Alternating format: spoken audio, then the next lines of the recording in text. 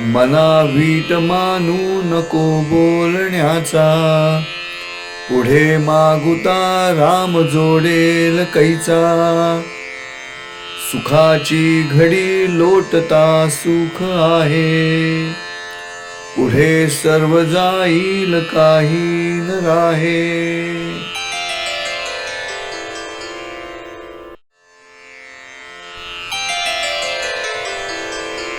नहीं उबना बात से तुम कभी भी, रहे राम आगे रहे वो पीछे भी. सुख भरी घड़ी के पीछे सुख रहेगा, सभी चल पड़ेगा न कुछ भी रहेगा.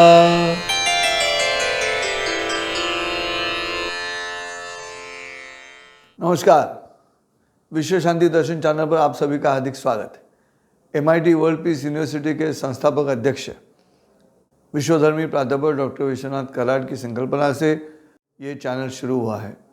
और सबसे महत्वपूर्ण बात यह है कि मुंबई दूरदर्शन के 9 साल तक जो डायरेक्टर रहे और जिन्होंने मास कम्युनिकेशन में PhD की है, वो हमारे मित्र डॉक्टर मुकेश शर्मा जी विश्व शांति दर्शन चैनल के प्रमुख हैं.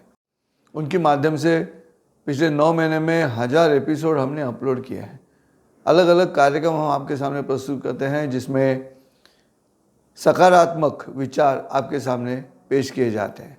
खबरें भी हमारी सकारात्मक रहती हैं, हम ब्रेकिंग न्यूज़ नहीं देते.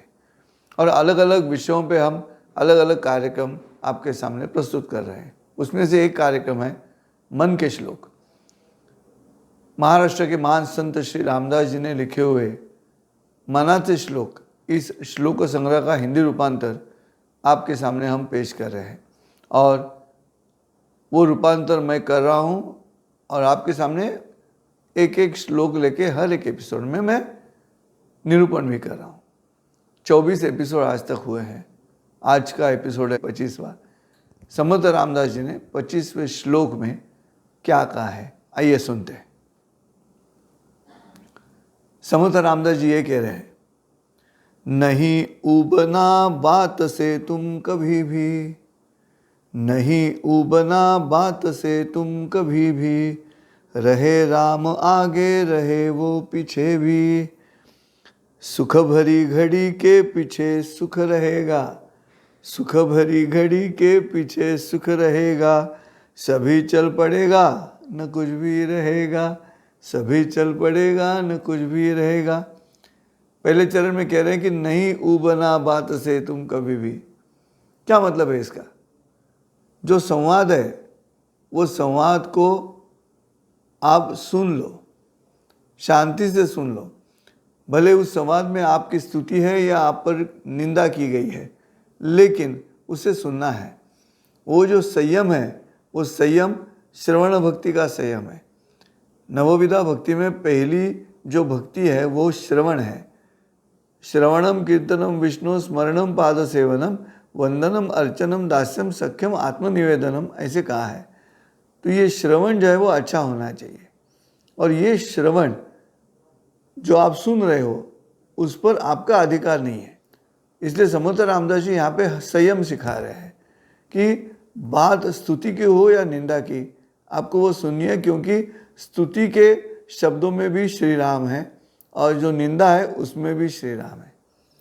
जब निंदा की जाती है तो आपकी गलतियों का एहसास आपको होने के लिए निंदा जन्म लेती है, और जो स्तुति है वो आप जो कर रहे हो उसमें और काम करने के लिए, स्फूर्ति लेने के लिए स्तुति हो जाती है.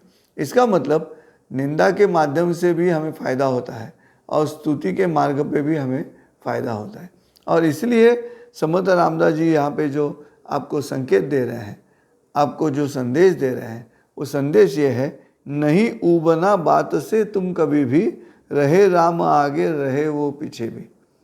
ये जो आगे और पीछे राम है, ये समझने की जो वृत्ति है वो वृत्ति सरस रहती है. सरसो विपरीताश्चेत सरसत्वम न मुच्यति, साक्षरा विपरीताश्चेत राक्षसा एव केवलम, ऐसे कहा गया है. जो सरस है वो बाईं से दाईं तरफ सरसी होता है और दाईं से बाईं तरफ भी सरसी होगा. अगर हमारे वाचन के नियमानुसार बाईं से दाईं तरफ स्तुति है और दाईं से बाईं तरफ अगर निंदा है तो राम दोनों जगह पे है, ऐसे समर्थ रामदास जी कह रहे हैं। और इसलिए ये संदेश दे रहे हैं कि गुस्सा मत करो। अगर किसी ने निंदा की तो गुस्सा मत करो, और अगर किसी ने स्तुति की तो गर्व मत करो। कितना मन की शांति के लिए अच्छा मार्ग है।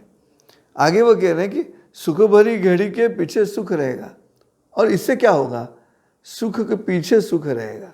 सुख के आगे दुख है, सुख के पीछे दुख है, ऐसे होगा नहीं। क्योंकि अगर दुख निंदा है तो निंदा में राम है, ऐसे जब हम समझते हैं तो पीछे भी राम है, आगे भी राम है, तो सरस स्थिति तैयार हो जाएगी और सुख के पीछे सुख रहेगा। सुख भरी घड़ी के पीछे सुख रहेगा, सभी चल पड़ेगा ना कुछ भी रहेगा। अब ये शाश्वत आपके सामने उन्होंने उपदेश किया है।